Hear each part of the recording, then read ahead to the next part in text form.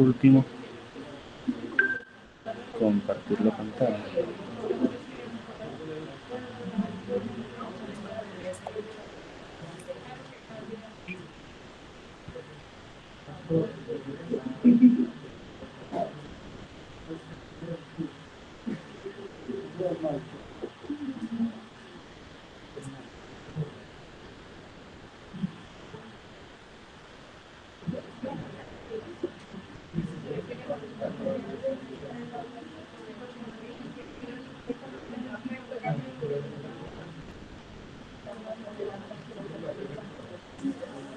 ¿Ya está funcionando? Ah, sí, sí. Qué pena, doctor. Tenemos que silenciar aquí para que se escuchara solo por esto. Silenciar que. Sí, sí, aquí en la llamada. El, aquí en la llamada. El, Porque aquí en se la debe llamada. estar Pongo en la llamada. no sé, Ah, ¿se oye bien? no, en realidad. Bueno, no, en realidad lo de los audífonos, si lo prefiere. No, no, que hace breve.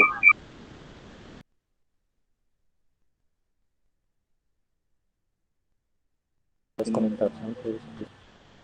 Desconectarse antes.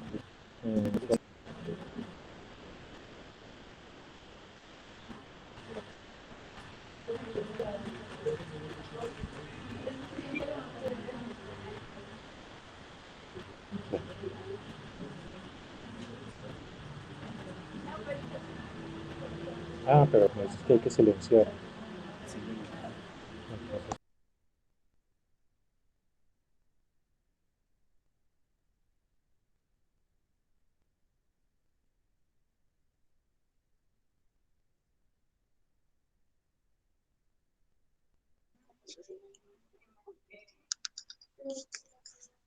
Entonces, ¿quieres que necesites este teléfono aquí? ¿Sí ves? Hace feedback. Buenas tardes, ¿cómo están? ¿Cómo les va? Bueno, qué grupo tan grande. Hace mucho tiempo no tenía un grupo así. Mm, Mi nombre es Héctor Miguel Mosquera, yo soy neurocirujano, médico graduado de la Universidad Nacional, internado en el Hospital San Juan de Dios de Armenia, rural en Salento y especialización en el Hospital Militar Central de Bogotá. Yo estoy con la universidad hace más o menos 4 años, dictando las cátedras en básicas y en clínicas, dictando solamente neurocirugía, en básicas algunos temas de neuroanatomía y neurofisiología. Este tema que me pidieron que les hablara no es un tema fácil, pero las ciencias neurológicas no son tan ocultas como hasta ahora les puede parecer a muchos. La mayoría no les interesa en, en mayor medida el sistema nervioso, por lo complejo, porque no es lo que más ven ustedes en la carrera. Ustedes todos los días les hablan del corazón, todos los días les hablan de los tejidos de piel y paneras, les hablan de otros sistemas que son como de mayor tema de consulta y otras especialidades como las básicas que son gineco, medicina interna, pediatría y cirugía general. Pero la neuroanatomía es supremamente importante para entender algunos de los procesos patológicos a los cuales ustedes se van a ver enfrentados en muy poco tiempo. Entonces, cuando nosotros hablamos de diencéfalo, hablamos de tálamo, hipotálamo, tenemos que conocer un poquito del origen embrionario. Este no es realmente un proceso fácil de aprender, pero les toca a ustedes conocerlo para en el futuro, cuando hablemos de otras situaciones clínicas y de aplicación de la medicina que están aprendiendo, puedan recordar un poquito de los orígenes de cada estructura. Cuando ustedes estudian en la neuroanatomía, si yo en este momento les recomendaría básicamente la neuroanatomía de Snell, que es muy sencilla, es muy didáctica, muy clara, muy completa además. También pueden revisar los temas porque muchas de estas diapositivas, esta no es una charla muy larga, muchas de estas diapositivas están basadas en Snell y en Carpenter. Yo creo que ustedes tienen acceso a toda esa literatura. Algunas son de la anatomía de Gray, que tiene el mejor capítulo de neuroanatomía de todos, pero es demasiado largo. Entonces, el prosencéfalo, cuando ustedes encuentren ese término, todo lo que dice pro en neuro se refiere prosencéfalo al cerebro anterior. El prosencéfalo, entonces, es el cerebro más joven en la evolución entomológica de los seres vivos. El prosencéfalo da origen a los lóbulos frontales básicamente, y nosotros tenemos en proporción uno de los lóbulos frontales más grandes de todas las especies. A esto se atribuye en parte la capacidad de inteligencia que a veces yo pongo en duda del ser humano. Lo pongo en duda especialmente cuando vemos cómo va el planeta, cuando vemos cómo se eligen políticos, cuando vemos corrupción, bueno, todo eso. Pero ese es el cerebro más nuevo, el cerebro más joven, y el que se supone que produce más ideas, juicios, raciocinio y todo ese tipo de cosas. El diencéfalo, entonces, se refiere a un cerebro intermedio, un cerebro interhemisférico, y ese diencéfalo da origen a unas estructuras mucho más primitivas dentro de la evolución. Ese diencéfalo va a dar origen a estructuras complejas en cuanto a la cantidad de núcleos que contiene y a las funciones en sí. El telencéfalo se refiere básicamente ya a los hemisferios cerebrales, no estoy hablando del lóbulo frontal, sino de los hemisferios como tal, y el mesencéfalo, que es propiamente dicho el cerebro medio. El mesencéfalo contiene estructuras muy importantes y muchísimos núcleos dentro de ellos, todos los que están a nivel de los pedúnculos cerebrales, que eso ustedes pues lo van a ir viendo y aprendiendo a medida que pasan las clases de diferentes especialistas de esta área. El rombencéfalo es el cerebro posterior y es el más antiguo de todos. El rombencéfalo, bueno, no, hay uno más antiguo, pero el rombencéfalo contiene las estructuras de la coordinación de los movimientos y el que maneja en mucho el tono muscular y la motricidad fina. O sea que ustedes se imaginarán que esto tiene que ver con función cerebelosa. El mielencéfalo se refiere al bulbo raquídeo. El mielencéfalo contiene, todo lo que se habla de mielo tiene que ver con médula espinal, el principio de la médula espinal que está en la unión bulbo-medular y todos los tractos que por ella descienden. Toda la información cerebral baja hacia las extremidades pasando por el mielencéfalo. El metencéfalo está un poquito más arriba, se refiere al puente o protuberancia anular. El puente es una estructura que contiene muchos de los núcleos de los pares craneanos, que después en otra clase los vamos a ver. Y ese metencéfalo, pues nos va a ayudar a diferenciar algunas de las lesiones, especialmente de origen vascular, la mayoría, cuando hay lesiones de origen vascular, algunas tumorales que no suelen ser dentro del puente, pero también se ven gliomas difusos, se ven también infecciones del sistema nervioso que afectan esta estructura y algunos tumores extraaxiales. Cuando uno habla en neuro de extraaxial, se refiere a un tumor que no está infiltrando el tejido cerebral, pero sí está ocupando espacio dentro del cráneo y tiene un plano de clivaje. Plano de clivaje quiere decir que podemos diferenciar dónde termina el tumor y dónde empieza el tejido sano. Luego lo podremos ver. Finalmente, el cerebelo, pues que es un órgano que ya mencionamos que hace parte del rombencéfalo. El cerebelo es un cerebro pequeño, con dos hemisferios también, con un centro que es el vermis cerebeloso, que es el que une esos dos hemisferios y que tiene intercomunicación para los dos hemisferios cerebelosos y para la coordinación de los movimientos. Aquí vemos un diagrama donde se ven esa distribución en algunos colores, solo consiguen en todas las anatomías, en todos los atlas, pero esta es una diapositiva que me pareció muy ilustrativa para que vean el tamaño del cerebro y el encéfalo en general. Acuérdense una cosa, un paréntesis, encéfalo se refiere al cerebro, cerebelo y bulbo raquídeo. Eso quiere decir encéfalo.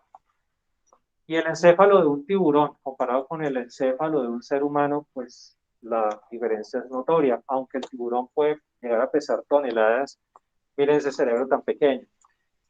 Y cuando hablábamos del prosencéfalo, que es este, miren el tamaño del prosencéfalo del tiburón y el tamaño del prosencéfalo de un ser humano, que se refiere casi a todo lo que está en el mismo color en esta diapositiva. Entonces, digamos que evolutivamente lo que el cerebro hizo fue aumentar una gran cantidad de pliegues, que son los giros, y esos giros acumularon muchísimos millones de neuronas.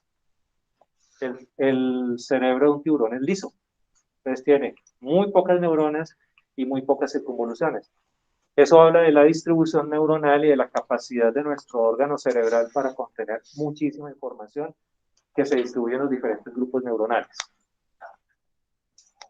El tálamo, entonces, es uno de los núcleos de la base, uno de los núcleos basales, denominado dorsal.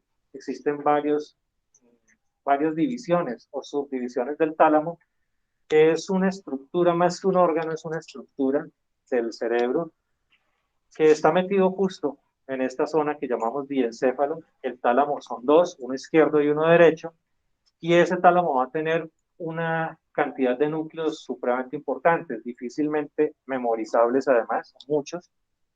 La idea es que ustedes tengan una noción de cuál es la distribución de estos núcleos y algunas de las funciones principales, como por ejemplo la modulación del dolor, la modulación de las sensaciones sensitivas y algunas modulaciones motoras, donde la información motora que pasa por el tálamo va a recibir un control cortical para efectos de conexiones de las neuronas agonistas y antagonistas. No sé si ustedes saben qué es eso, pero en cuanto a la fisiología musculoesquelética, hay unos músculos que son agonistas y otros que son antagonistas. Creo que eso sí lo deben tener claro. ¿Qué hace el tálamo? El tálamo, una de sus muchísimas funciones en uno de sus muchos núcleos, lo que hace es controlar la contractura muscular para que nosotros podamos tener un movimiento armónico. Cuando ese movimiento armónico se pierde, se produce un fenómeno que se denomina espasticidad. ¿Entienden de qué se trata la espasticidad? ¿Habían oído ese término? ¿Ustedes nunca han hablado de algo espástico? Sí, tiene que ver con rigidez, pero eso tiene una explicación que por eso quiero hacer ese paréntesis en este momento. La espasticidad es una contractura muscular que delimita mucho los movimientos armónicos del cuerpo. Yo he estado caminando entre ustedes porque tengo una adecuada modulación del tálamo que me permite que mientras contraigo un grupo muscular, el otro se relaja y me permite caminar y sostenerme. Pero además me permite la capacidad de tener movimientos finos de mis extremidades. En el momento en que pierda el control de esta modulación, va a ocurrir una contractura simultánea de los grupos musculares agonistas y antagonistas. Y eso hace que quede completamente rígido, entonces no voy a poder caminar, porque si se contraen todos los músculos al tiempo, cuando un músculo quiere hacer flexión, el otro va a hacer extensión y la extremidad no va a saber entonces para dónde coger. Eso sucede en muchos pacientes con secuelas de enfermedades neurológicas como traumatismos craneoencefálicos, hemorragias cerebrales y tumores, entre otras. Hay muchas patologías que producen eso. La espasticidad es una de las múltiples manifestaciones de un daño en el tálamo. Entonces son masas ovoides de sustancia gris, o sea, de cuerpos neuronales. Ustedes saben que en neuro todo lo que es sustancia gris es cuerpo neuronal, mientras que la sustancia blanca son las fibras que salen de los cuerpos neuronales. ¿Cómo se llaman esas fibras? Correcto. Entonces los axones son los que conforman la sustancia blanca.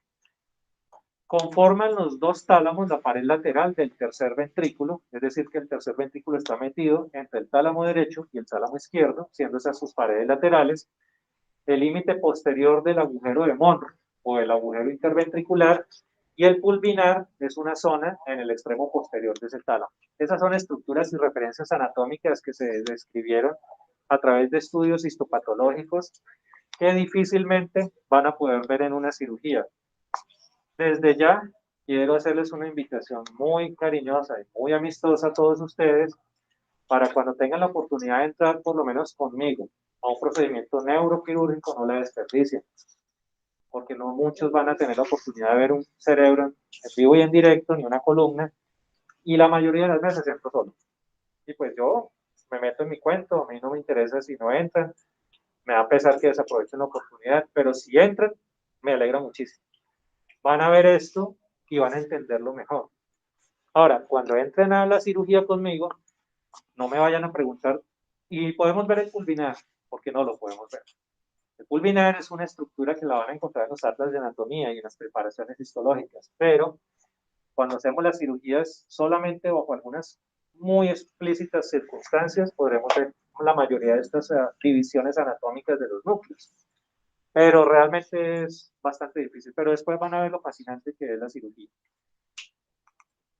Entonces, aquí estamos viendo el tálamo, es esta estructura ovoide que está en toda la mitad del cerebro, y recuerden que son dos, uno izquierdo y uno derecho. Los tálamos son sincrónicos, actúan al mismo tiempo, hacen interconexiones a través de una estructura que se denomina la comisura gris. Esa comisura gris lo que hace es enviar axones de un lado al otro que sirven también para esa modulación que estamos hablando, porque eso nos permite adicionalmente realizar funciones con cada hemicuerpo. En neuro, no sé si los neurólogos que les han dado clase ya les dijeron, es supremamente importante, es más, es básico, que cuando ustedes examinan un paciente lo comparen izquierda y derecha. De las primeras preguntas que uno le hace a un paciente en la entrevista, aparte del nombre, procedencia, edad, ocupación, que es muy importante, en neuro deben preguntar la lateralidad. La lateralidad les va a hablar a ustedes en parte, a través de la semiología, de la dominancia que tiene una persona. Entonces, levanten la mano, casi todos, David, los que escriben con la mano derecha, la mayoría. Es lo normal, dominancia izquierda. Y el 90% de la población tiene una dominancia izquierda. Levanten la mano los que escriben con la mano izquierda. 4. Entonces, es una proporción relativamente normal para la población general. Tienen dominancia derecha.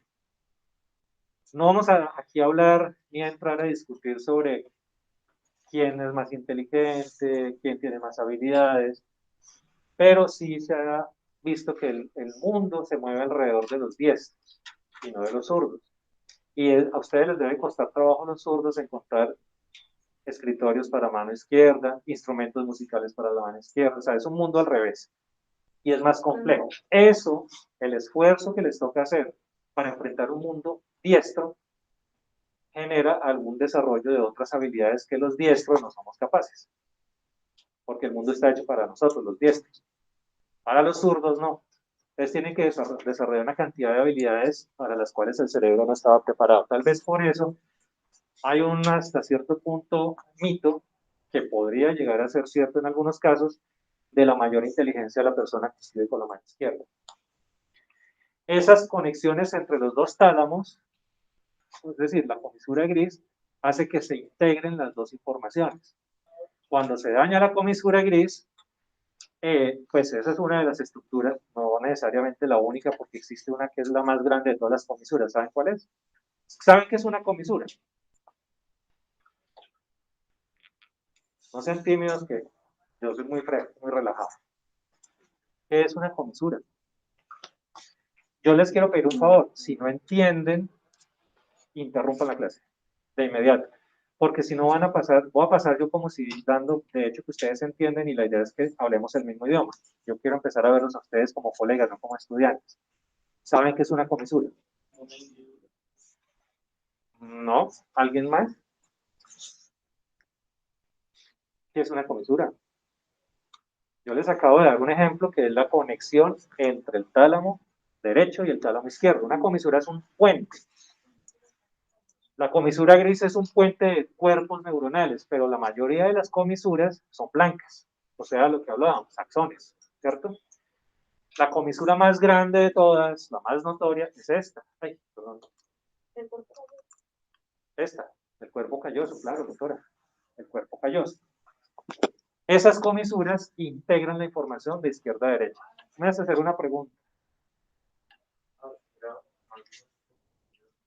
Sobre la lateralidad cuando alguien nace, las personas naciendo tienen algún tipo de predisposición, algún tipo de ser diestro. ¿Alguien ha leído algo al respecto de la lateralidad? Léanse al doctor Ginás, Rodolfo Ginás. Él tiene varios libros muy interesantes, un poco ladrilludos en algunos temas, pero son muy interesantes, sobre todo los que nos gusta la neuro. Y él es un tipo que, pues, toda su vida se la dedicó a eso. No se sabe si hay predisposición genética, pero se cree que sí. Entre otras cosas porque los bebés empiezan rápidamente a tener una predilección sobre algunas de las extremidades y sobre uno de sus semicuerpos. Entonces no se puede determinar todavía, y además ustedes saben que no se pueden hacer experimentos en seres humanos vivos para pues lograr determinar de dónde sale la lateralidad. Pero sí por observación, sí se ha visto que los bebés desde que nacen tienen una cierta predisposición a tener una lateralidad, como si eso ya viniera determinado genéticamente, más no necesariamente es hereditario. Yo, por ejemplo, tengo una niña de 3 años y medio, zurda. La mamá es zurda, pero mi suegra, pues en esa época, hace unos 30, 40 años, hace 40 años, le parecía que pues no, ¿cómo va a ser zurda? Tiene que ser derecha. Entonces le amarraban la mano, pues no le amarraban, pero le evitaban que escribiera con la izquierda. Ella, neurológica y funcionalmente es zurda. Mi hija es zurda, pero la mamá, o sea, mi esposa, escribe con la mano derecha. Y sus habilidades motrices, ella misma lo dice, ¿no? Y lo digo porque, para que sepan que ella misma lo cuenta, ella es pediatra, y dice, no, yo motricidad fina no tengo. Pues sí la tiene, pero no la desarrolló adecuadamente. Entonces, su letra no es la más bonita, su capacidad artística tampoco es la mejor para interpretar un instrumento musical, y todo fue porque hubo una inhibición de una posiblemente predisposición genética, o sea, es como si viniera programada genéticamente, nadie sabe por qué, y no hay nadie más zurdo en la familia de ella. En mi familia tampoco, pero mi hija es zurda, y mi hija sí que escribe con la que quiera. O sea, obviamente no la vamos a tratar de evitar eso. Y lo que les decía ahorita, como es un mundo para zurdos, para diestros, entonces mi hija objetivamente es tremendamente inteligente, porque se tiene que acostumbrar, se tiene que acoplar a un mundo hecho para diestros. ¿Sí?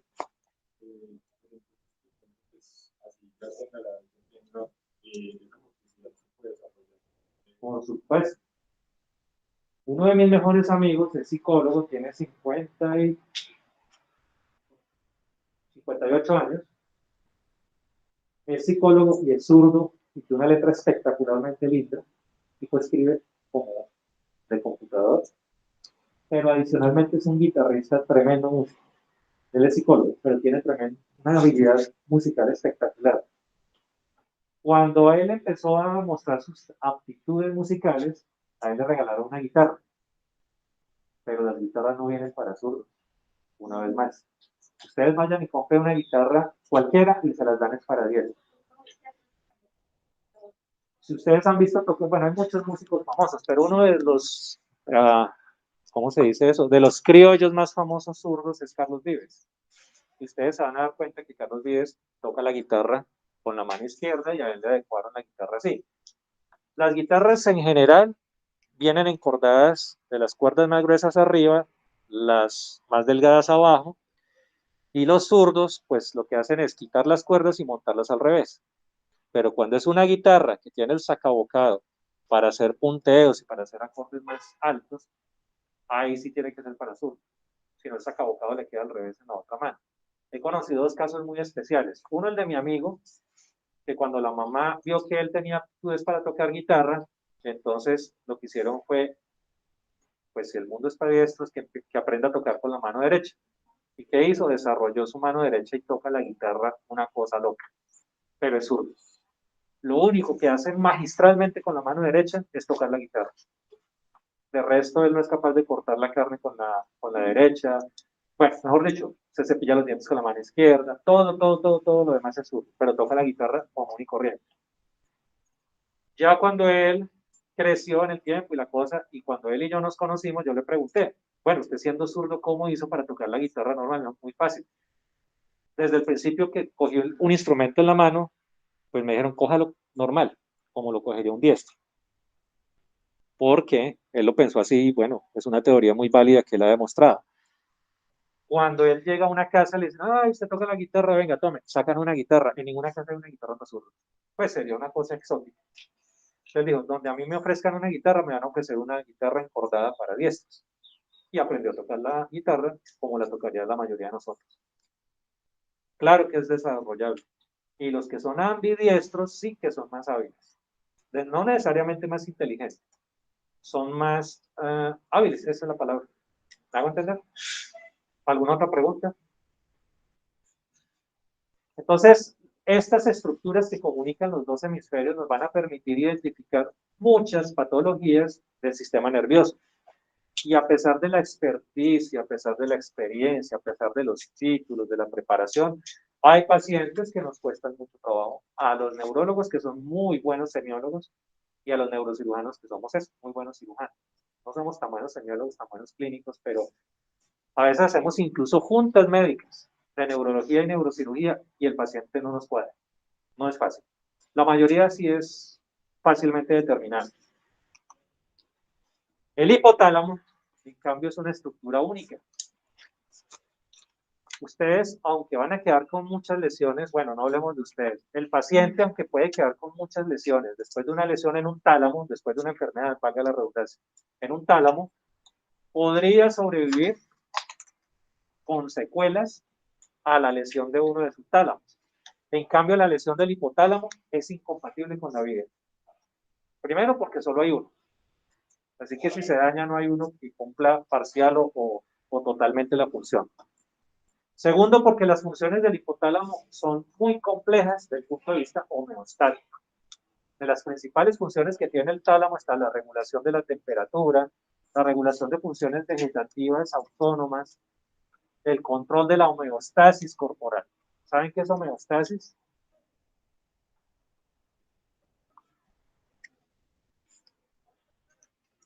¿Qué?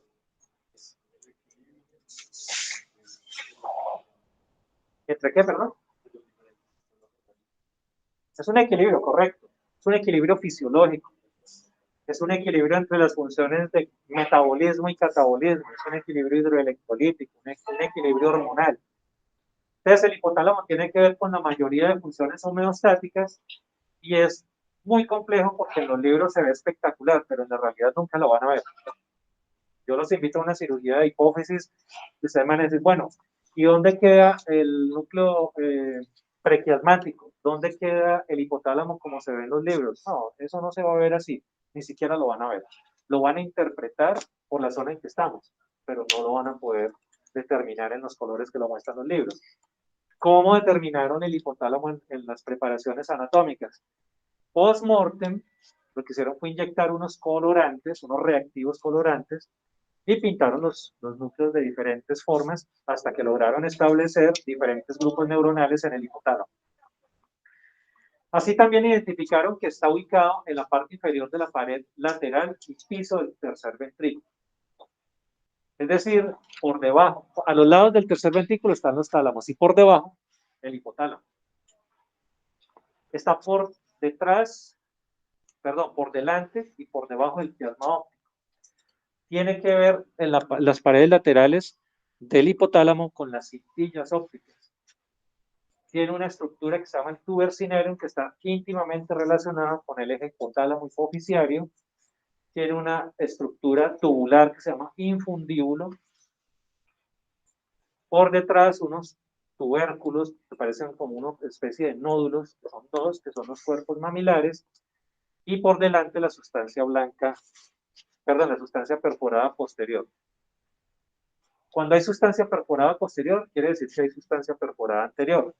La sustancia perforada posterior tiene que ver con el hipotálamo y esa sustancia perforada posterior permite la entrada de los vasos de las microarterias, bueno, son arteriolas y arterias pequeñas perforantes.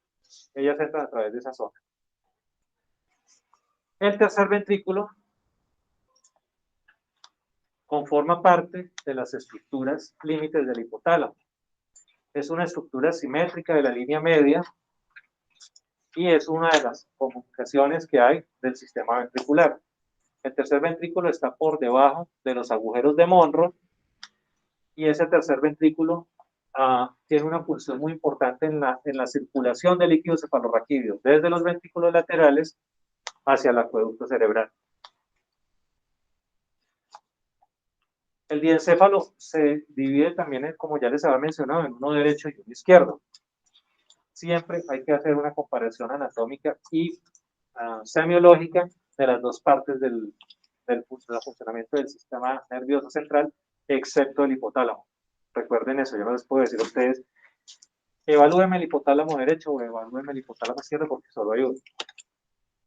La pared superior del diencéfalo, formada por el techo del tercer ventrículo, nos da un límite que es muy importante como referencia anatómica de algunas de las lesiones que se presentan en esa zona. Ese techo del tercer ventrículo nos da el flujo del líquido cefalorraquídeo hacia los ventrículos laterales y allí se ubican con cierta frecuencia algunas lesiones, sobre todo de tipo quístico, que se podría considerar como un tumor por el efecto de masa, una cosa que se llama el quiste oloide del tercer ventrículo. Se ubica en esa zona. Cuando esa patología existe, la manifestación es hipertensión endocraniana por obstrucción del libre paso del líquido cefalorraquídeo. El paciente hace hidrocefalia. La hidrocefalia va a generar hipertensión endocraniana y eso tiene unas manifestaciones que corresponden a otro tema. Eso está tapizado por células ependimarias y hacia abajo, ya terminando el acueducto cerebral y llegando a la zona donde empieza la médula espinal, van a encontrar el conducto del epéndice. Todo eso es un sitio de circulación de líquido cefalorraquídeo, cuyas manifestaciones principales desde el punto de vista clínico tendrían que ver con la circulación del mismo. Es decir, cuando el líquido cefalorraquídeo no circula de forma adecuada, se puede producir la hidrocefalia. La hidrocefalia es un acúmulo anormal de líquido que ustedes están produciendo minuto a minuto mientras están ahí sentados. Por eso los pacientes, hay que instruirlos. Los pacientes no se sentaron aquí como ustedes a estudiar y ellos no pueden entender que cuando uno les ofrece hacerles una punción lumbar, primero no les está sacando ningún aceite. Ustedes los van a ver, es que me van a sacar el aceite de la columna. Pues aceite no tiene la columna. Segundo, que si le sacan el aceite de la columna queda inválido. Pues depende de dónde se lo saquen y quién se lo saque. Si yo le meto una aguja, ustedes conocen una aguja de punción lumbar, todavía no la han visto. Hay de diferentes calibres, pero la longitud de estas agujas oscila entre los 13 y los 15 centímetros de largo. Meterle una aguja de 15 centímetros a la columna en un mal sitio, sí puede dejar a la persona en una silla de ruedas. Meter una aguja de esas en la columna, así sea de un calibre muy delgado, por ejemplo una pediátrica que es calibre 24 o 25, o una de adulto puede ser calibre 18, en la médula espinal pues realmente sí puede lesionar gravemente al paciente. Si eso lo hace una persona sin entrenamiento, sin conocer la técnica para realizar la punción lumbar, pues sí es peligroso. Pero si lo hace un médico egresado, oigan lo que les estoy diciendo, un médico egresado de la Universidad del Quindío, médico general, debería estar el paciente en buenas manos, es decir, debería estar seguro. Es decir, no debería ocurrir una lesión neurológica. Eso en principio. Después hablaremos en algún momento de punciones lumbares. Pero un paciente que tiene una necesidad de una punción lumbar y se le hace en el sitio adecuado, cuando les hablan de punción lumbar, si me toca a mí con mucho gusto les explico, se hace por debajo de donde termina el cono medular. El cono medular, que después habrá una clase de eso, llega hasta el nivel en el adulto normal T12, L1, o sea, última vértebra torácica y primera vértebra lumbar. Hasta ahí hay cono medular. Así que una punción lumbar en el adulto normal se puede realizar sin problema, sin riesgo de invalidez y de daño medular por debajo de L2. O sea, entre L2 y L3, entre L3 y L4. El más frecuente, por lo menos yo lo hago casi siempre ahí, entre L4 y L5. Y el espacio más grande, pero no siempre más asequible, es entre L5 y S1. Miren todos los espacios en que se puede hacer la punción. Entonces el paciente les va a decir a ustedes, es que me da miedo que me saquen el aceite porque me quedo en silla de ruedas. Bueno, entonces ya sabemos, aceite no es líquido. El líquido cefalorraquídeo es un ultrafiltrado del plasma y eso es lo que vamos a estudiar en la punción lumbar. Pero además, ayer hice 2 punciones y le saqué a cada paciente 40 centímetros cúbicos de líquido. Y eso es harto. Los neurólogos son mucho más conservadores y ellos sacan 10, 15 o máximo 20. Los neurocirujanos somos más agresivos y sacamos más de 30, sobre todo cuando es una punción lumbar que se denomina terapéutica. Y así la describen el manual tarifario. Punción lumbar terapéutica o diagnóstica. Esto fue por otra razón. Los pacientes parece que cursan con una enfermedad que se llama hidrocefalia de presión normal, que algún día les hablaré de eso. Ese paciente va a presentar cambios cognitivos, lentificación en el pensamiento, alteración especialmente de la memoria, y no les duele la cabeza. A los de hidrocefalia aguda sí, a los de hidrocefalia de presión normal no, por eso se llama hidrocefalia de presión normal y fue descrita por un genio colombiano que ya falleció. Cuando uno le saca 40 centímetros de líquido, teniendo en cuenta que el promedio de líquido cefalorraquídeo de cualquiera de ustedes en este momento, el promedio es de 150 en total, pues 40 es casi la tercera parte. Ese paciente puede presentar cambios positivos muy rápido y la familia misma va a decir, vea, ya empezó a hablar mejor, a caminar mejor y ya se acuerda de las cosas. Pero como el líquido se produce permanentemente, a los 3 días ya vuelve a su estado basal. Eso hay que explicarle a los pacientes cuando algún día aprendan a hacer la punción lumbar y le van a hacer, explicarle a la gente, a los familiares, no se preocupe que dentro de 3 días ya vuelve a tener el líquido, es como si le sacaran sangre. ¿A ustedes les han sacado sangre alguna vez? A todos. Levante la mano al que no. Y nunca hemos pensado que nos sacan sangre y que ahora qué vamos a hacer sin esa sangre, porque sabemos que se produce constantemente. Eso hay que transmitírselo a los pacientes. La sangre es un ultrafiltrado del plasma. Señora, ¿a usted le han sacado sangre alguna vez? Uy, sí, muchas veces, es lo mismo. Lo que pasa es que les da miedo. Y obviamente la ignorancia, la desinformación de nuestros pacientes los lleva a tener esos temores, pero hay que explicarles muy bien. Ahora, la punción lumbar sí tiene peligros, pero después hablaremos de eso. La tela coroidea se refiere en los libros clásicos a una zona donde se produce el líquido cefalorraquídeo que está ubicada dentro de los ventrículos y que tiene que ver mucho con la función de estas estructuras, pero además esa tela coroidea queda en el piso del tercer ventrículo, por eso la mencionan allí. Y los plejos coroideos, que son estructuras vasculares que tienen un recubrimiento, parecen un trébol o un pequeño arbolito de Navidad, para que me entiendan. Los plejos coroideos lo que hacen es precisamente todo lo que acabamos de explicar. Filtran el plasma y producen una sustancia que se denomina líquido cefalorraquídeo, y esos plejos coroideos están ubicados en los ventrículos laterales y en el cuarto ventrículo. Los plejos coroideos en la edad adulta, la mayoría de ustedes ya son adultos, se calcifican.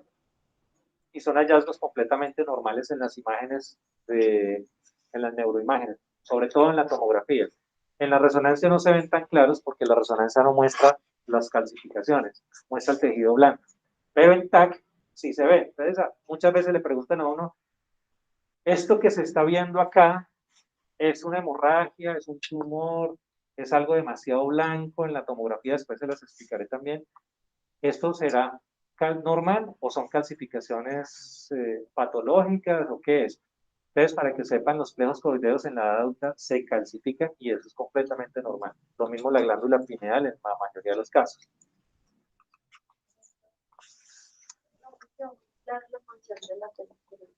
La tela coroidea es una estructura conformada por epitelio que está en el piso del tercer ventrículo. La función no es muy clara, pero se supone que también produce parte de ese filtrado del plasma, o sea, líquido cefalorraquídeo. Aquí vemos una cara basal del cerebro, donde ustedes están viendo la sustancia perforada anterior, que son dos, una de cada lado, y la sustancia perforada posterior, que es uno de los límites superiores del hipotálamo. Esa sustancia perforada posterior nos marca el límite posterior del hipotálamo. Aquí vemos los cuerpos mamilares, aquí vemos la glándula hipófisis, que queda en toda la mitad y base del cráneo. Aquí vemos el mesencéfalo que mencionábamos hace un rato, es esta zona de acá donde están los pedúnculos cerebrales, los núcleos rojos, la sustancia negra. ¿Saben qué es la sustancia negra? Yo voy mencionando cosas para que ustedes la recuerden. ¿Con qué enfermedad se relaciona la sustancia negra? Correcto. Entonces, ahí es donde se produce mucho de la dopamina del cerebro y cuando esas neuronas se pierden, se produce la enfermedad de Parkinson. El AHI es esta. Estas líneas de lado. Aquí ven ustedes entonces algunos de los límites de la base del cráneo donde se agrupan algunas de las estructuras que hemos venido mencionando. La cara lateral, está la cápsula interna, que es un conglomerado de fibras, o sea, de axones, que descienden por ese fascículo denominado así, cápsula interna, y esa cápsula interna tiene dos brazos, un brazo anterior y un brazo posterior.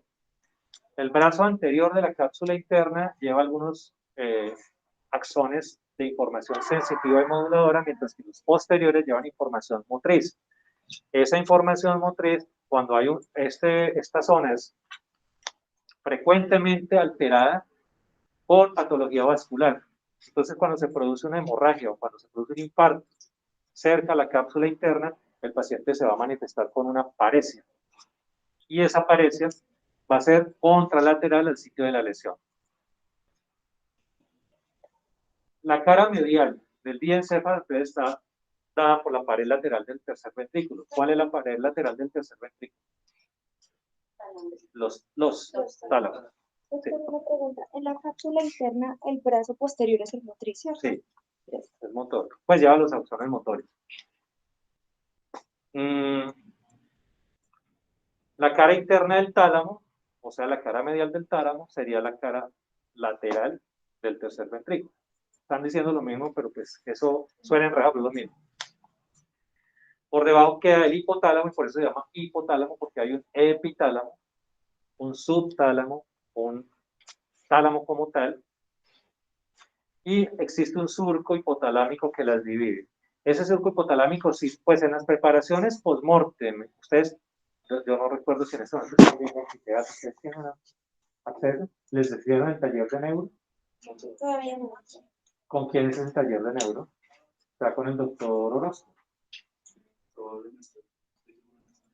Es importante que revisen eso para que aclaren un poquito cuáles son estas divisiones que mencionan los libros solamente en forma teórica. En el taller de anfiteatro sí pueden ver la mayoría de estas estructuras, pero lo que yo les digo que no las van a ver casi nunca es en cirugía, porque para yo ver el surco hipotalámico tengo que hacer una lesión muy grave del tallo cerebral y el paciente se me va a morir. O sea, no hay una razón ni tampoco hay una forma de ver estos surcos. Pero en el taller de anfiteatro sí los pueden ver, ellos se identifiquen mejor. Entonces aquí les decía, hay un tálamo, un subtálamo, un epitálamo y un hipotálamo del cual ya hemos hablado. Los tálamos que son uno derecho y uno izquierdo, un subtálamo que está justo por debajo también hay dos, el epitálamo también es uno. Y aunque no se considere que sea de utilidad vital, o sea, si uno no tiene la glándula pineal, que es donde queda el hipotálamo, se pensaría que uno se puede morir. Realmente, yo no he visto ninguna persona sin epitálamo, nunca. Tampoco podemos decir que existen cirugías para quitar la glándula pineal, pero sí existen tumores de la zona de la glándula pineal que nos toca resecar. Cuando uno retira un tumor del cerebro, pues no está retirando en general tejido sano. Uno está retirando es un tejido pues lesivo, un tejido anormal. Por lo tanto, el riesgo no es que el paciente quede con una insuficiencia hormonal gravísima y se va a morir como si tuviera un tumor en el hipotálamo. Un tumor en el hipotálamo sí es muy complicado. Y el grueso de los pacientes que se logran someter a una cirugía que es de un riesgo muy alto, fallecen. Entonces uno dice, bueno, pues intentemos operarlo porque lo está matando, pero igual con la cirugía se puede morir. No se mueren en la mesa de cirugía. Normalmente uno los entrega vivos en la unidad de cuidado intensivo, pero la tormenta hipotalámica, el desorden hormonal, el desorden de autocontrol del sistema nervioso autónomo se pierde por completo. Esos pacientes hacen disautonomías, hacen secreción inadecuada de hormona antidiurética, hacen diabetes insípida, hacen pérdida de la termorregulación y hacen entonces un síndrome hipertérmico maligno. O sea, es una tragedia. Y el hipotálamo es tan pequeño que ustedes no lo podían creer.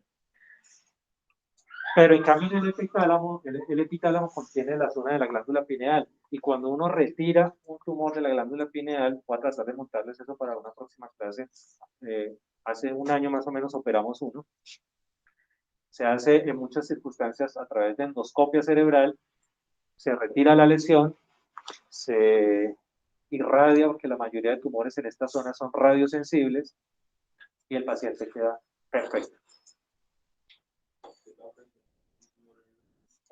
Epitálamo, 1 al año, aquí en Armenia. La población general, menos del 1%. Sin embargo, se ve. O sea, que en Armenia aparezca 1 al año, pues 1 al año. Este año no me ha llegado, pero el año pasado a finales sí. Entonces, lo que sí se puede generar en una lesión del epitálamo es un trastorno importante del sueño y del ciclo de vigilia y de sueño, o sea, el ciclo circadiano. Esa es una zona muy importante para eso. El tálamo, ya habíamos hablado, forma la mayor parte del diencéfalo, el uno izquierdo y el uno derecho.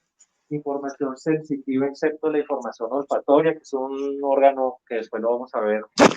Es un sentido especial o un órgano de los sentidos que lleva información especial. Es el único que no pasa por ahí. De resto, información sensitiva muy importante. Es tan importante que existe un síndrome que se llama el síndrome talámico. Es un síndrome de dolor neurogénico de intensidad muy alta, de muy difícil control y que se originan enfermedades producidas a nivel del tálamo que van a manifestarse con un dolor del hemicuerpo contrario al tálamo lesionado. Muy difícil control porque es un núcleo muy grande. Entonces habría que, si fuera de operar, eso no se ha logrado establecer en este momento, pues habría que lesionar todo un núcleo talámico y eso dañaría muchas de las otras funciones que ya mencionamos. El tálamo está cubierto por el fornix o trígono y, como ya les había hablado antes, tiene la comisura gris o comisura intertalámica, que hace papel de modulación de la información entre los dos tálamos. El subtálamo pues se encuentra justo debajo del tálamo, es una estructura muy compleja y difícil de establecer desde el punto de vista anatómico, es muy compleja. Desde el punto de vista histológico, como ya les explicaba, descubrieron esos núcleos a través de tinciones especiales que le aplicaban a las preparaciones histológicas. Contiene el núcleo rojo, la sustancia negra o negra que ya les mostré, tiene forma de lente y este es uno de los que hace la interconexión con los tálamos para el control de la actividad muscular de la cual hablamos inicialmente. ¿Vamos hasta ahí? Entonces aquí ustedes ven el tálamo y aquí ven el núcleo subtalámico en amarillo. Estos son esquemas muy lindos, ni siquiera en el laboratorio del anfiteatro lo van a ver así, además todos del mismo color. Lo único que se diferencia en el anfiteatro es la sustancia gris y la sustancia blanca, donde la sustancia gris es un poquito más gris y la sustancia blanca un poquito menos gris. Así como se lo estoy diciendo, perdón, es como se ve ahí. Es bien complejo. Para efectos de la práctica médica, ustedes tienen que saber que esto existe, tienen que relacionarlo con atlas de anatomía o de neuroanatomía, pero especialmente en la semiología tienen que saber hacia qué zonas del cerebro nos estamos refiriendo, o el paciente nos está mostrando mejor. Hay una alteración de la función. Me explico. Cuando ustedes logran identificar semiológicamente un síndrome, ustedes se van a dar cuenta que el paciente va a tener unas manifestaciones y van a tener la capacidad hasta cierto punto de establecer dónde está localizada la lesión, si conocen parte de esta anatomía. Si no la conocen, ahí es donde empiezan con el cuento de que neurociencia se oculta. Yo sí todavía, a pesar de tantos años en esto, les diría que la neuropediatría no ciencia se oculta. Eso sí es complicado, los síndromes genéticos son terribles. Hoy tuve una reunión sobre el hipofuscinosis, ¿saben qué es? Dime. Claro. ¿Y en qué consiste? Bueno, esos depósitos anormales de hipofuscina producen un deterioro rápidamente progresivo de las neuronas motoras y las neuronas moduladoras entre los pacientes que suelen ser niños. Y suelen ser niños preescolares y escolares, empiezan a presentar una alteración de la motricidad y empiezan a tener marchas anormales, la mamá los regaña, párese bien, párese derecho, y no se dan cuenta que hay una enfermedad neurodegenerativa, y la mamá, que es la que más rápido nota esas enfermedades, pues en algún momento dice, no, algo pasa conmigo, lo voy a llevar al médico. El pediatra te dice, no, mamá, está simulando, es que es mañoso, es que es muy consentido, es muy mimado, pero ya es muy manifiesta la enfermedad general en etapas más avanzadas, donde definitivamente el niño tiene un trastorno de la coordinación de esa motricidad.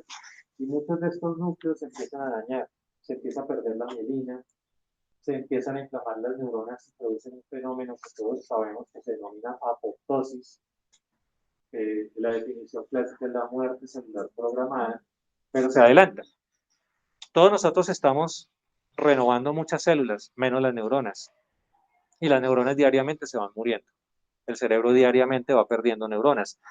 Todos nacemos con el número de neuronas que vamos a tener el resto de nuestras vidas.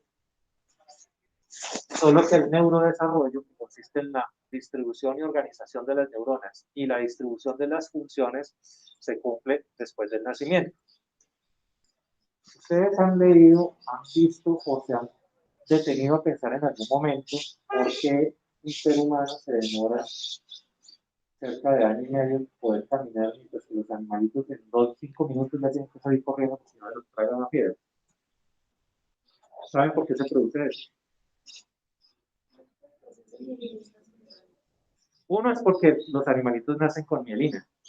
Nosotros no, la mielina se va formando y más o menos a los 18 meses ya estamos con todas nuestras neuronas motoras mielinizadas. Ya somos capaces de caminar. Pero lo otro es porque hay una organización neuronal que no se ha cumplido en nosotros. Por eso nosotros no somos capaces de hablar cuando nacemos. Por eso incluso tenemos visión de blanco y negro al nacer. Y hay muchas funciones neurológicas que se van desarrollando a través de los meses y los primeros años de vida.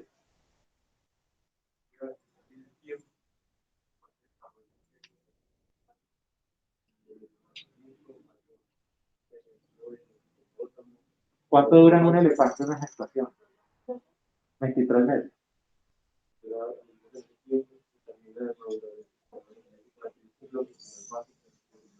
¿Cuánto dura la gestación de una gacela de Thompson?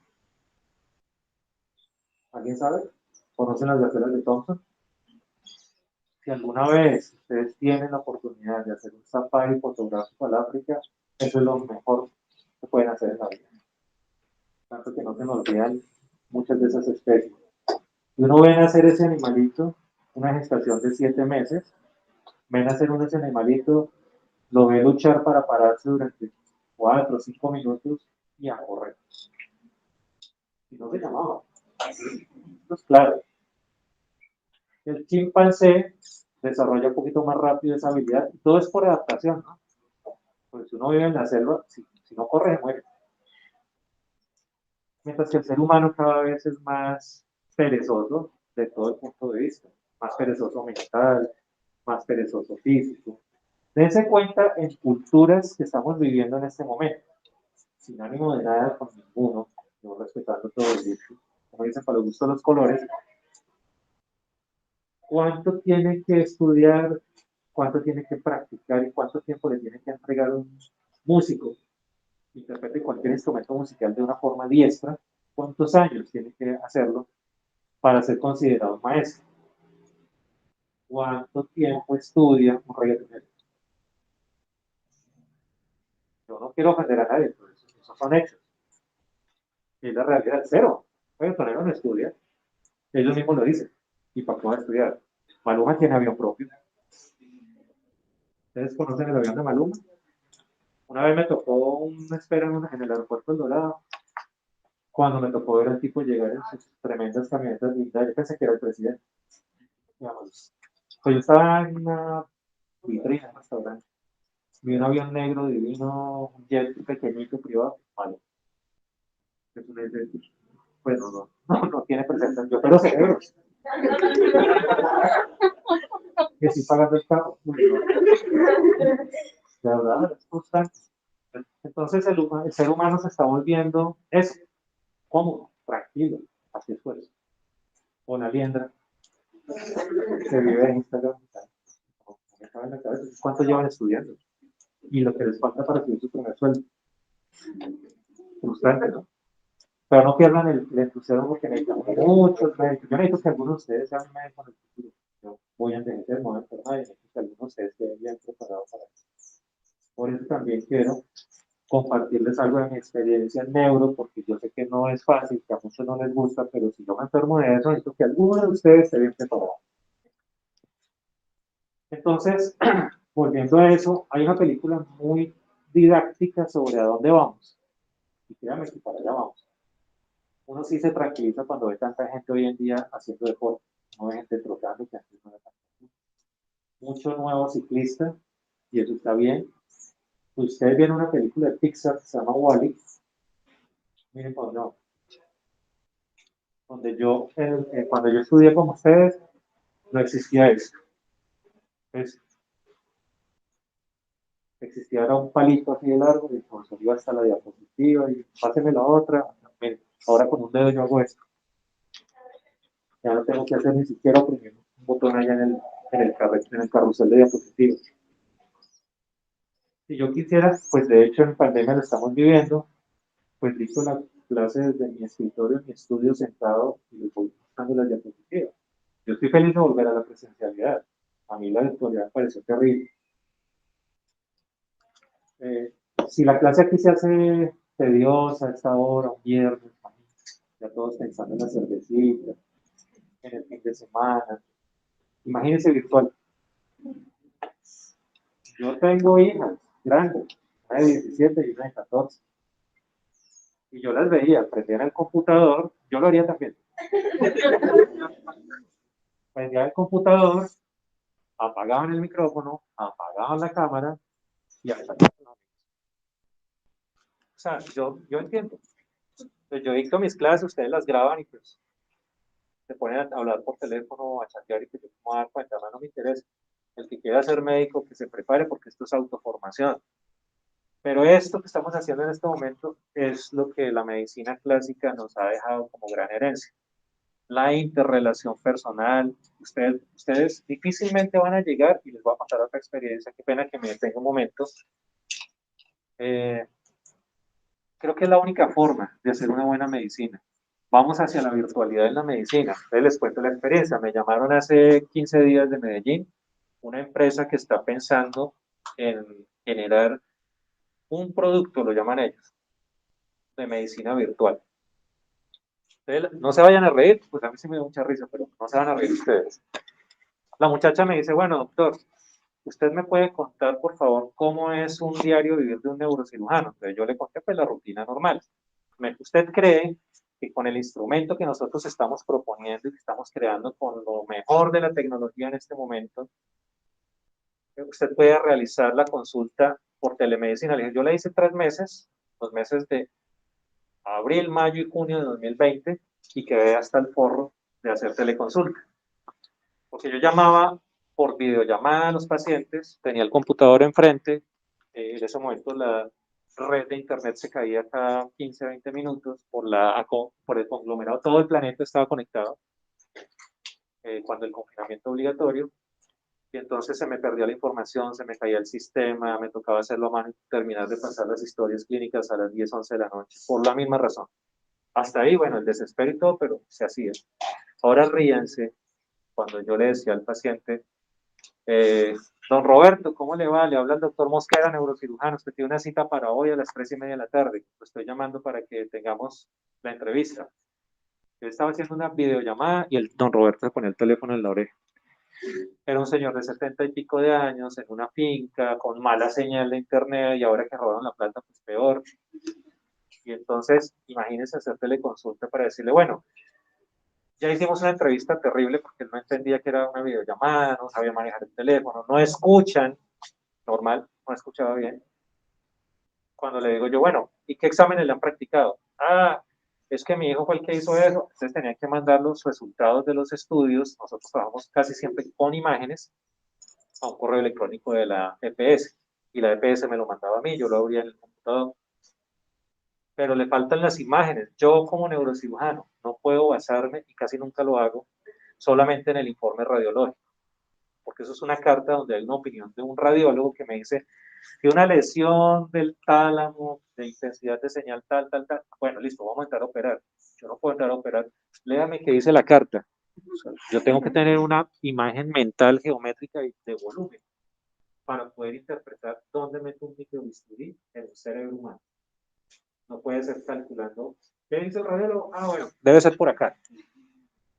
Tanto que hay unos sistemas muy modernos de cirugía que se llaman neuronavegación. Usamos antier, que es una configuración computarizada de imágenes diagnósticas que me dan un instrumento a mí en el cual, metiendo con el microscopio un instrumento dentro del cerebro, puedo voltear a mirar un monitor y la punta de ese instrumento me muestra, usted está aquí. O sea, como una cirugía teledirigida, pero en vivo y en directo. ¿Sí me hago entender? Bueno, entonces, la tecnología sirve para muchas cosas, pero la pregunta, la pregunta que me dio a mí mucha risa, que decía, no sé qué le contesto yo a esta muchacha para no sonar feo. Bueno, la teleconsulta la podemos resolver porque si nosotros le entrenamos un médico general que vaya hasta donde está el paciente y por telellamada usted habla con el médico general, él le transmite, mire, le estoy tomando los reflejos y los reflejos están normal. Bueno, en fin, el médico general hace el examen físico, yo no tengo que ir hasta allá y por teleconsulta yo hago las anotaciones y doy las instrucciones del caso. Hasta ahí, pues, como que vaya y venga. ¿Usted cree que se pueden realizar procedimientos quirúrgicos del cerebro a través de telemedicina? No, yo no sabía cómo decirlo. ¿Cómo se ocurre? Existe la medicina robótica, ¿ya la han visto? Existe un robot que se llama Da Vinci. ¿Lo han oído mencionar? ¿Lo han visto? Se puede hacer cirugía robótica en abdomen, en tórax y en algunos otros órganos, pero yo no me imagino una microcirugía aquí a nivel de los cuerpos mamilares a través de un robot que está siendo dirigido desde aquí, desde este salón. Entonces yo me pongo los lentes, super lentes virtuales, me conectan al robot, yo tengo unas manos robóticas también acá donde a través de la imagen que el robot me da, yo me voy metiendo hasta esta zona. De eso se trata la cirugía robótica. Ni siquiera es que el cirujano no haga las cosas, el robot no va a operar por sí mismo, va a operar porque un cirujano le dice dónde. Contemos con varias cosas. ¿Qué opinan del delay de las imágenes y del sonido? Imagínense que se reviente un aneurisma de arteria cerebral media y mientras yo le digo al robot aspire, el paciente ya se ha herniado. Mientras yo con las manos robóticas trato de poner el gancho, el paciente ya cambió la posición por el edema y por el sangrado. Entonces yo no sabía cómo, ustedes son médicos, pero yo no sabía cómo explicarle a esa muchacha que era una ingeniera que eso es absurdo. ¿Cómo voy a hacer de una cirugía robótica en el cerebro? Tengan en cuenta que los espacios de los campos quirúrgicos cerebrales son muy pequeños. Hay espacios, por ejemplo, una neuralgia del trigémino, yo lo opero con un espacio de 3 centímetros de diámetro. ¿Qué mano robótica cabe ahí? ¿Y cómo hago yo para correr el cerebelo sin lastimarlo? Solamente un golpe, un pequeño golpe, porque me distrajo, me volteé a mirar algo y metí la mano sin la concentración que eso requiere, produce una contusión cerebelosa y eso puede traer consecuencias para el resto de la vida de ese paciente. Yo creo que eso es utópico, pero suponiendo que eso se pueda hacer algún día, porque pues nosotros ahorita decimos cómo es posible que en el año 1970 se hicieran neumoencefalografía, qué brutos. Bueno, pero era lo que había. Y hacían cirugías con base en ese tipo de estudios.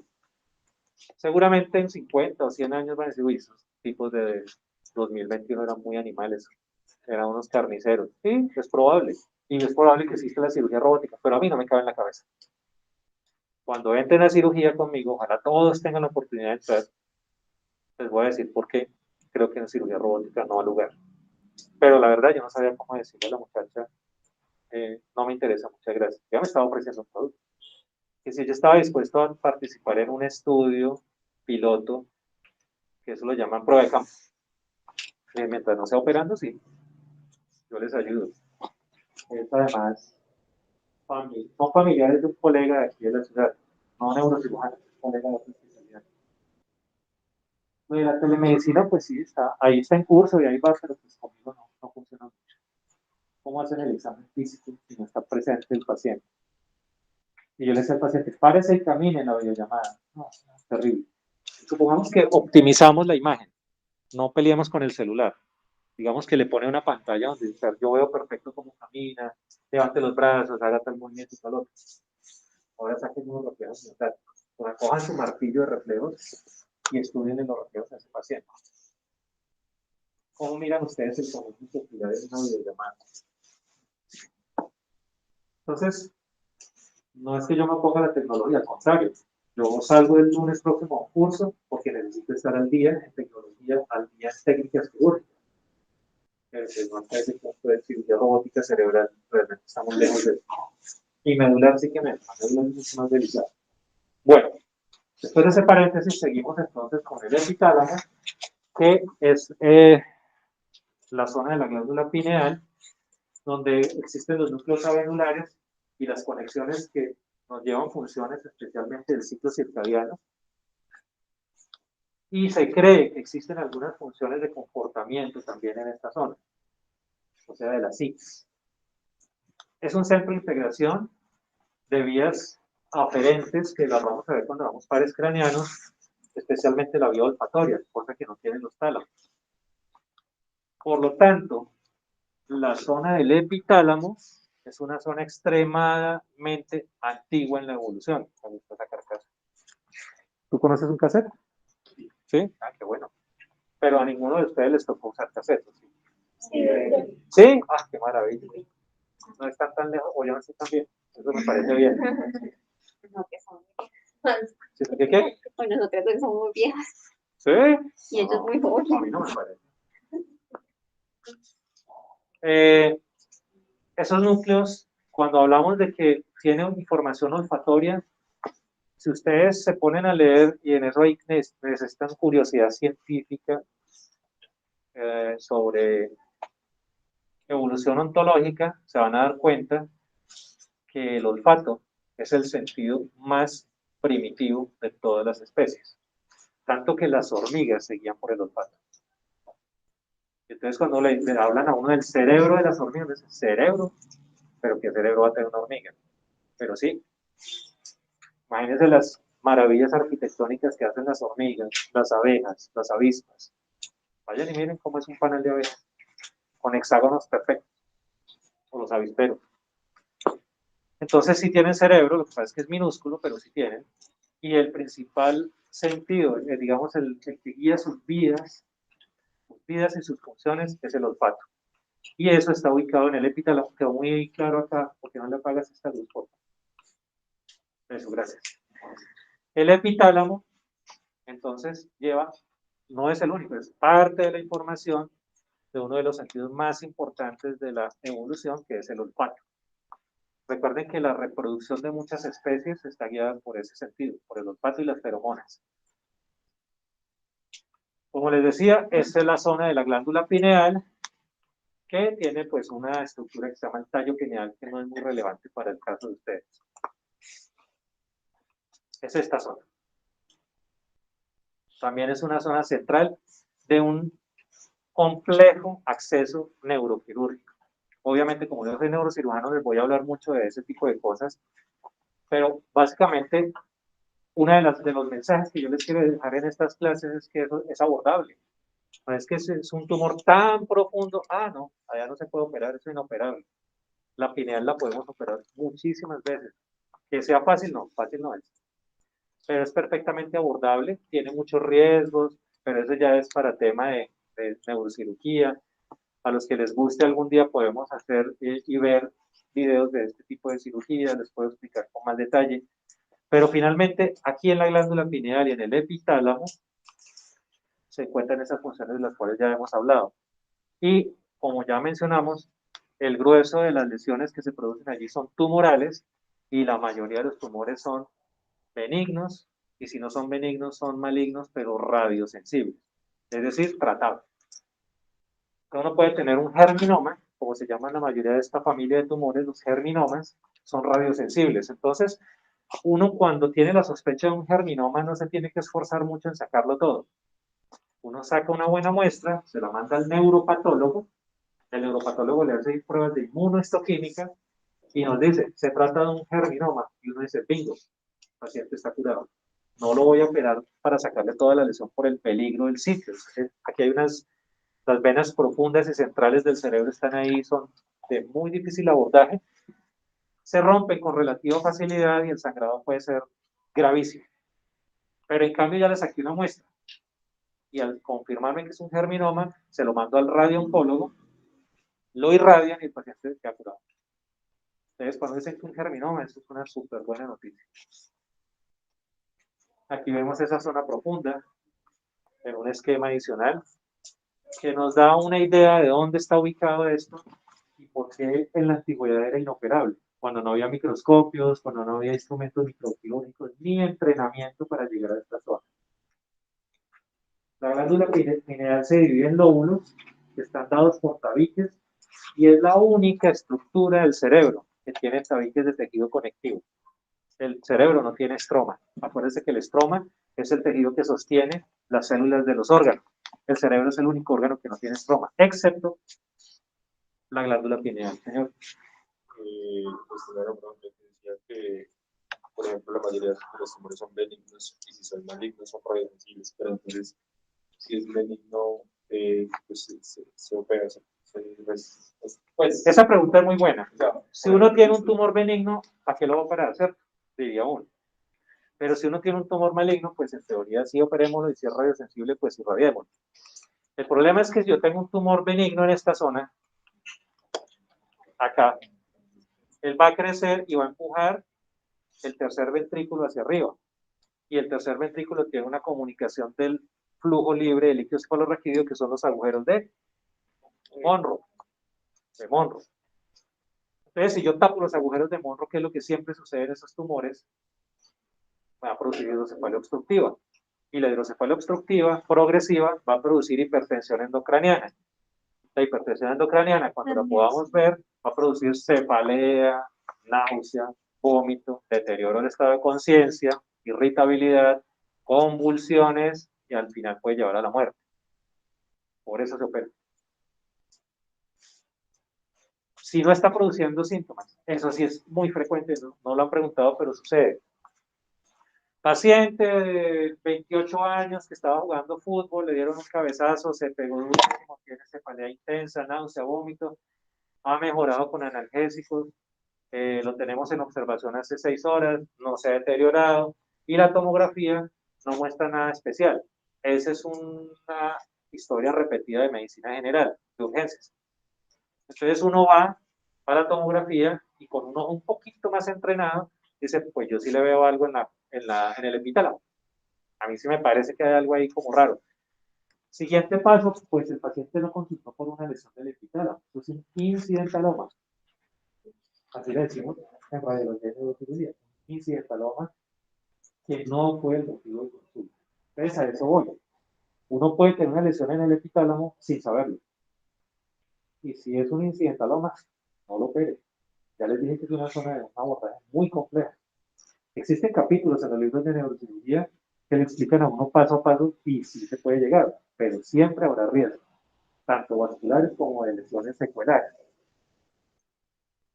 Pero si el paciente estaba asintomático, él consultó fue por un golpe en la cabeza jugando fútbol, ya no le duele nada, o si le duele, pues es por el golpe, no por la lesión que se le vio ahí incidental, pues ese es un paciente que se puede observar. Entonces, si es benigna o uno considera que puede ser benigna, lo observa. Sin embargo, cuando yo veo una lesión de esa, lo primero que hago es pedir una resonancia magnética cerebral con medio de contraste. Eso también en algún momento se los mencionaré. Una de las indicaciones de ponerle contraste a una resonancia es una sospecha de una lesión tumoral. Entonces, si yo veo una lesión en esta zona, digo, bueno, necesito estudiarla. Resonancia magnética cerebral con contraste. La resonancia muestra efectivamente una lesión en la zona pineal. Entonces la pregunta no es buena, es excelente pregunta. Entonces lo van a operar. ¿Usted qué siente? No. ¿Usted antes del partido de fútbol qué sentía? Nada. Señora, su hijo o señora, su esposo, antes del partido de fútbol y del golpe que se ve en la cabeza, ¿qué tal dormía? Súper bien. Existe otro, ahorita no me acuerdo bien, hay otra alteración muy importante del ciclo circadiano, pero, bueno, en los adolescentes, retardo en el crecimiento. y pubertad tardía, ¿no? La precoz es una cosa, pero la tardía es otra. O sea, un muchachito que tiene voz de niño a los 15 años, que no tiene vello púbico, eso lo hacemos sospechar. Lesiones de la glándula hipófisis y eventualmente también lesiones en la pineal, pero la pineal no tiene que ver tanto con el desarrollo sexual secundario. La pineal tiene que ver con el ciclo circadiano, con el ciclo sueño-vigilia, que es donde se producen algunas de las hormonas más importantes como el cortisol. Ustedes saben que ustedes producen cortisol en picos, uno en la mañana y uno en la tarde, y que el pico más importante se produce entre 4:30 y 5 de la mañana. ¿Sabían eso? Para los doctores, y las doctoras pues supongo que soltarán la risa, para los doctores, ustedes se han dado cuenta que hay un pico de erección espontánea a las 4:30 de la mañana, de 4:30 y 5 de la mañana. Si eso no les ha sucedido, háganse una resonancia. Eso es fisiológico y es uno de los picos de producción hormonal. Por eso es tan importante insistir en el sueño adecuado o la higiene del sueño de los niños. El niño que no duerme bien no crece. La hormona de crecimiento se produce en el sueño. Entonces, si yo tengo una alteración de la glándula pineal, pilas, porque no es solamente, tiene un tumorcito ahí. Sí, qué tal duerme?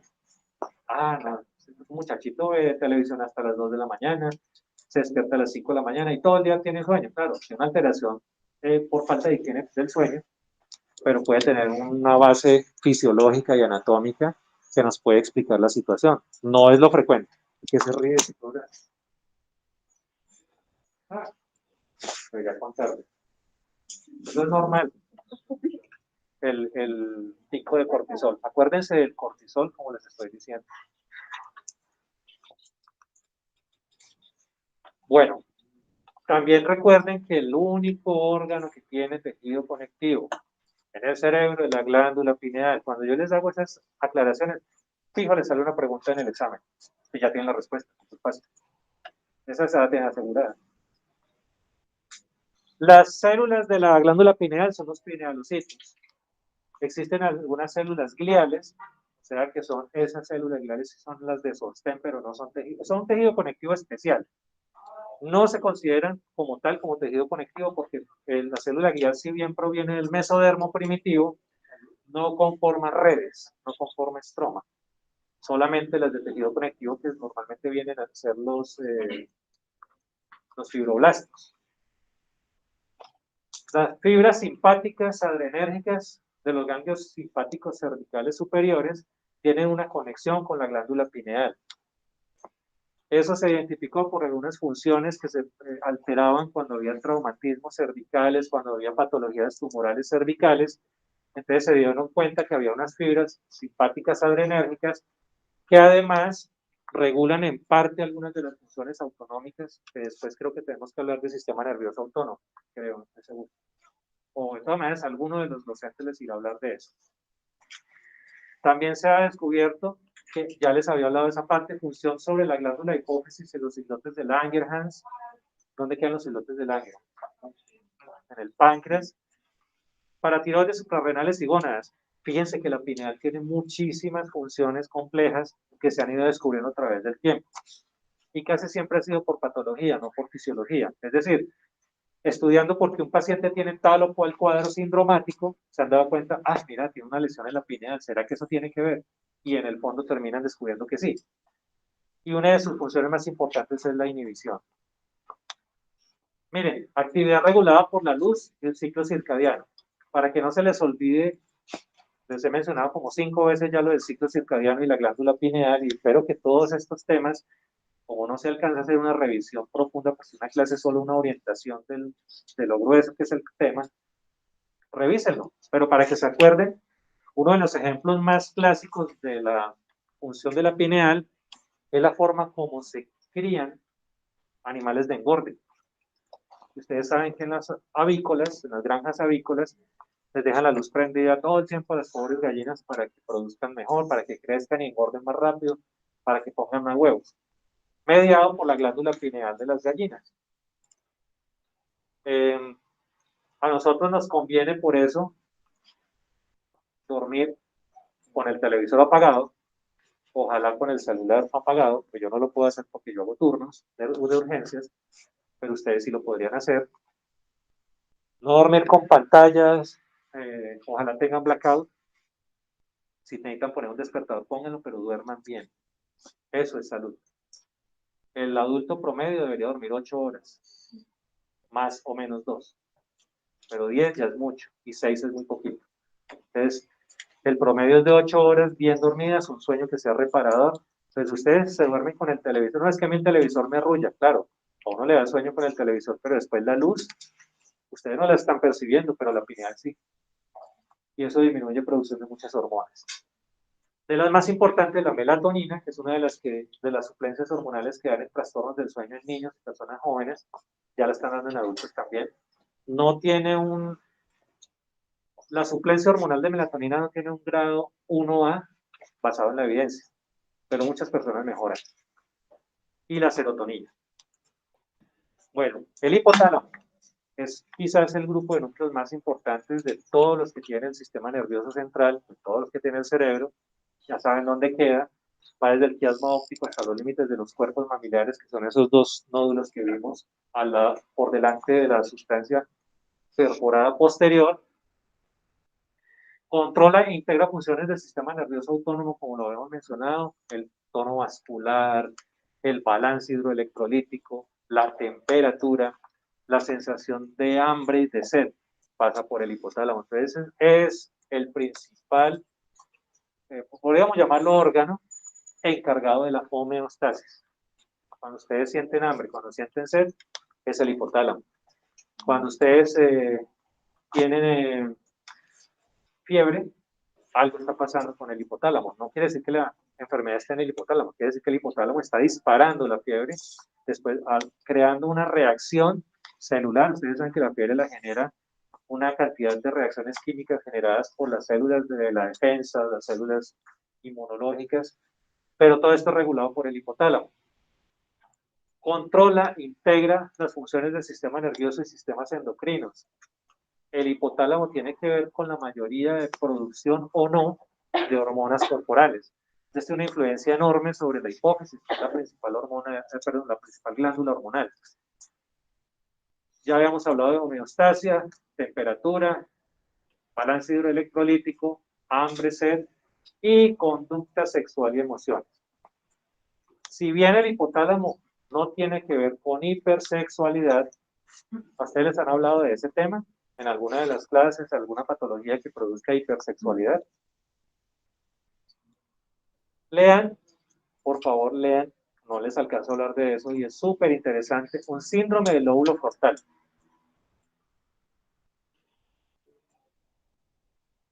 La próxima clase, que es como en 15 días, 20 días, no sé, no me acuerdo. Bueno, la próxima clase me acuerdan y hablamos del síndrome del lóbulo frontal unos minuticos para recordarles cuál es el conjunto de signos y síntomas, sí, cuál es el síndrome, por qué se manifiesta y qué posibles patologías lo pueden producir, porque es muy frecuente. Es supremamente frecuente el síndrome del lóbulo frontal. Pero el daño hipotalámico no produce hipersexualidad. El síndrome frontal sí. Ustedes vayan leyendo qué es eso. El daño hipotalámico produce una pérdida de la libido, o sea, una disminución importante o pérdida del deseo sexual, lo cual es una función fisiológica muy normal. Entonces, en los estudios de pérdida de la libido, terminan descubriendo en varias ocasiones que el daño puede estar a nivel hipotalámico. Lo que pasa es que un daño hipotalámico no produce solo eso, es uno de los síntomas adicionales que se presentan, pero el daño hipotalámico es muy grave. Produce otros antes, que es lo de la conducta sexual, pues uno dice, pues sí, eso se asocia y se descubrió porque se estaba estudiando el hipotálamo. Pero antes de que los investigadores dijeran, y además produce pérdida de la libido sexual, ya se había producido un desequilibrio hidroelectrolítico, un síndrome hipertérmico, se había producido una alteración de la homeostasis corporal, y al final dicen, bueno, y una pérdida de la libido, adicionalmente. Este dibujito azul pinta la zona hipotalámica. Yo les digo, podríamos considerarlo como un órgano. En realidad es una zona de un conglomerado de núcleos que son necesarios para la vida. Así como ustedes no pueden vivir sin corazón, como no pueden vivir sin cerebro, supongamos que tienen todo el cerebro, pero se les infarta el hipotálamo. Hasta ahí llega el ser humano. La tormenta de desorden hipotalámico en un infarto, en un tumor, sobre todo en una hemorragia, que es lo que más afectaría al tálamo, es letal. No hay forma de sacar a ese paciente adelante. La relación con el quiasma óptico, la lámina terminal, que es la pared anterior y superior del tercer ventrículo, la tienda de la hipófisis, que es un repliegue de la dura madre que cubre y protege, no tanto de la dura madre, perdón, de la aracnoides, que cubre y protege la glándula hipofisiaria o pituitaria, los nervios ópticos a sus lados, las cintillas ópticas por detrás y por el lado, y por detrás los cuerpos mamilares. Esas son las referencias anatómicas que ustedes pueden revisar en sus atlas de anatomía. El tuber cinereum es una zona de sustancia gris que conecta con el infundíbulo, que es un tubo a través del cual descienden vasos y ascienden venas muy pequeñitas, o sea, vénulas y arteriolas, que vienen de la hipófisis y que llevan y traen hormonas. Ese tuber cinereum, entonces, es esa zona de sustancia gris, o sea, de cuerpos neuronales que se conecta con ese tubo que lleva los vasos sanguíneos hacia la hipófisis. Se conecta además del punto de vista sináptico con el lóbulo posterior de la hipófisis, llamado neurohipófisis, que tiene básicamente dos hormonas que ustedes quiero que las busquen cuáles son. Y la eminencia media, que es la parte anterior y medial de esa zona hipotalámica. Los cuerpos mamilares están por detrás, son dos, uno izquierdo y uno derecho, detrás del tuber cinereum y por delante de la sustancia perforada posterior. La zona medial, entonces hay unos núcleos que están ahí enumerados, el núcleo preóptico, el paraventricular, dorsomedial, ventromedial, infundibular y el posterior. El preóptico es uno de los más mencionados normalmente, el supraóptico es otro que se menciona también frecuentemente. ¿Por qué? Porque estos núcleos ya tienen estudios que demuestran algunas de las funciones principales de producción de hormonas e inhibición de otras a nivel del hipotálamo. Los otros están descritos como conglomerados de cuerpos neuronales que no se tiene claro cuál es la función, es decir, si producen una u otra sustancia en particular. Y como ya les dije, como ustedes lo saben, como no se pueden hacer estudios experimentales en seres vivos, pues van a ser muy difícil establecer qué tipo de hormonas se producen en esos tálamos, núcleos hipotalámicos. Por debajo del tercer ventrículo, el piso, está la lámina terminal, que es una membrana muy delgada que separa el sistema ventricular de la cisterna interpeduncular, o sea, la cisterna que está entre los dos pedúnculos cerebrales, es decir, que comunicaría parte del hipotálamo con el sistema ventricular abajo, o sea, con el mesencéfalo. No sé si se acuerdan de uno de los primeros dibujos que les mostré, donde queda la sustancia negra en los núcleos rojos. Esa lámina terminalis aísla el mesencéfalo del tercer ventrículo, o lámina terminal. Una de las comisuras importantes por debajo de la rodilla del cuerpo calloso es la comisura blanca anterior. Comisura, acuérdense, un puente de comunicación entre los dos hemisferios. Por detrás y por encima está el acueducto cerebral que desciende para comunicar todo el sistema ventricular con el cuarto ventrículo y por donde desciende el líquido cefalorraquídeo. Cualquier lesión que obstruya el acueducto cerebral, o antiguamente llamado, y además me parece bien, acueducto de Silvio, que en la antigüedad fue quien describió esa zona anatómica, va a producir una hidrocefalia obstructiva. A veces los radiólogos describen hidrocefalia obstructiva por bloqueo del acueducto de Silvio, pero no hay estructuras que bloqueen, no se sabe por qué. Entonces, una de las teorías cuando se produce ese tipo de patologías es o que hubo una inflamación que produjo una fibrosis, o sea, una cicatriz interna, por ejemplo, una neuroinfección, una meningitis, o más frecuentemente un trastorno vascular. Un trastorno vascular hemorrágico donde se producen coágulos, los coágulos forman una malla, pues eso es un coágulo, una malla, que a veces no se deshace. Y cuando no se deshace, se estimula la formación de una cicatriz y esa cicatriz produce un bloqueo completo del acueducto de Silvia. Ese bloqueo con una hemorragia, por ejemplo, pacientes que, volvamos al paciente de 28 años que jugando fútbol se pegó en la cabeza, hizo una sutil hemorragia subaracnoidea y un poquitico de drenaje de la hemorragia al sistema ventricular, es decir, la sangre entró al ventrículo. El ventrículo pues tiene su líquido cefalorraquídeo y aunque no es lo usual, podría formar coágulos dentro del acueducto de Silvia. A los 3, 6 o 9 meses, el paciente puede llegar con signos de hipertensión endocraniana por una hidrocefalia obstructiva y cuando uno indaga si hubo un trauma, dice, ah, sí, ahora que me acuerdo, él sí sufrió un golpe en la cabeza jugando fútbol hace 6 meses. Una hidrocefalia postraumática tardía se puede producir por obstrucción del tercer ventrículo, por formación de coágulos que no hicieron adecuada fibrinolisis y entonces forman o estimulan una cicatrización que se llama fibrosis, todas las cicatrices de todo el organismo. Esa fibrosis allí produce obstrucción del libre flujo de líquido cefalorraquídeo y eso es lo que conlleva la hidrocefalia. Pero en muchos de los casos nunca se sabe por qué. Se produce la hidrocefalia y nos quedamos sin saber cuál fue la causa. Y hay una comisura blanca posterior también. Entonces hay dos comisuras blancas, una anterior y una posterior, aunque yo diría que hay tres para que se acuerden.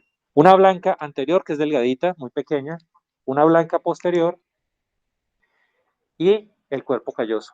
Esas son las tres comisuras blancas. Y hay una comisura gris, que está entre los tálamos. ¿Sí les queda? Miren, esa es la colección de núcleos del hipotálamo.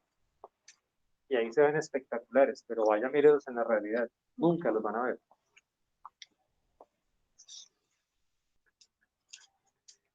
Esos núcleos del hipotálamo, pues descritos así, pintados en esos colores, básicamente nos muestran es la ubicación de cada grupo neuronal y cada grupo neuronal con una función de producción de hormonas diferente.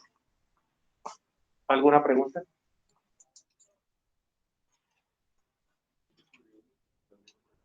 Qué pena, no te escucho bien.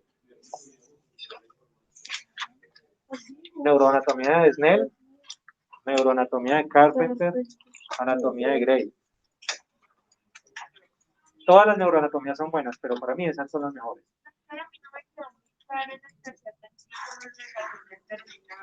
¿Lo de qué? El tercer ventrículo es un espacio. El tercer ventrículo es un espacio en los ventrículos laterales. A ver, hagan de cuenta dos cavidades. Vamos a ponerlo bien claro. Digamos que hay una habitación como esta, este salón, que es un ventrículo lateral. Al lado de allá hay otra igual. Y en medio de las dos hay un corredor debajo. El líquido se produce aquí y va a descender por el tercer ventrículo. El piso del tercer ventrículo es la lámina terminal. Es un tapete. Cuando nosotros hacemos cirugías derivativas sin elementos extraños, el ventrículo está dilatado, metemos un endoscopio, un tubo, que un endoscopio todos lo conocen, es una cámara de televisión básicamente, que es un tubo muy delgado, perforamos el techo de este salón, que es una asta frontal del ventrículo lateral, lo metemos inclinado para que me llegue por esa puerta al Monro. Esa puerta sería el agujero de Monro. Yo meto el endoscopio hasta el agujero de Monro y rompo, con una técnica especial que les voy a mostrar en un video después, la lámina terminalis, que es ese tapete que hay abajo. Cuando yo rompo eso, toda el agua acumulada acá se va por ese drenaje y no necesito ponerle válvula al paciente, pero las aplicaciones de esa técnica son muy pocas. La mayoría de pacientes terminan requiriendo poner una válvula, y una válvula es un catéter que se mete aquí y que saca el líquido por fuera y lo lleva hacia el abdomen o hacia la aurícula derecha. ¿Qué otra pregunta hay?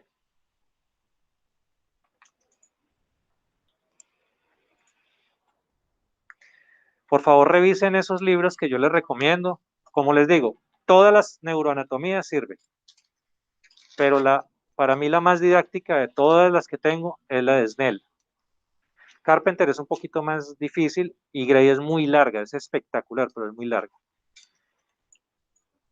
Ahí pueden encontrar los temas que hemos tratado, los pueden profundizar, no se les olvide leer síndrome del lóbulo frontal y entonces en el próximo tema discutimos un ratico. Si alguno de ustedes quiere, por iniciativa, porque eso me ha pasado con varios grupos, es que yo preparé unas diapositivas y quiero hablar del síndrome frontal, bienvenido.